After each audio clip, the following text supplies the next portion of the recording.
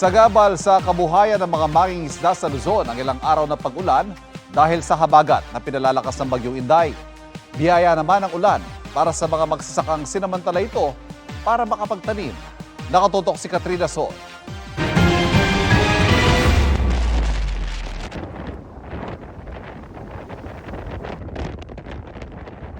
Naggangalit ang dagat sa Batanes ngayong umaga. Iwinasiwas ng malakas na hangin ang mga puno. Pabugso-bugso rin ang ulan. Kahit nakalabas na ng Philippine Area of Responsibility ang Bagyong Inday, ramdam pa rin sa Batanes ang dala nitong ulan at hangin. Sa Batan Island, malalaki pa rin ang mga alon, kaya suspendido pa rin ang paglalayag sa lahat ng uri ng sasakyang pandagat.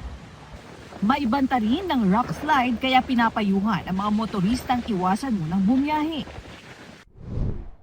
Sa Abra de Ilog Occidental, Mindoro, nawasak ang breakwater na nagsisilbing proteksyon ng mga residente kung umapaw ang ilog.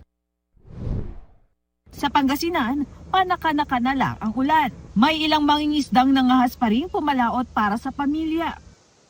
Hirap pa rin kasi malakas ang agos tapos yung gawa ng bagyo. Kaso lang, nandun namin na pumalaot para meron lang pambili ng bigas. Opo, sir. Kumusta naman yung huli natin, sir?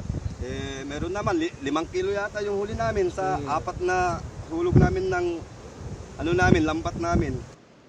Pero meron ding piniling wag munang maglayag. Mahirap. Malakas yung bagyo. Walang income ngayon. Magsapalaran ka pa dyan. Kung anong nangyari sa inyo, di problema ulit. Kung sa mga mangingisda, abala ang ulan. Biyaya naman ito para sa mga magsasaka sa Ilocos Norte na sinamantala na ang pagtatanim ng palay. Ang iba kasi gumagamit pa ng water pump para makapagtanim. Ganado ring magbungkal ng lupa ang ilang magsasaka sa Isabela dahil sa ulan. Katrina Son, Nakatutok, 24 Oras.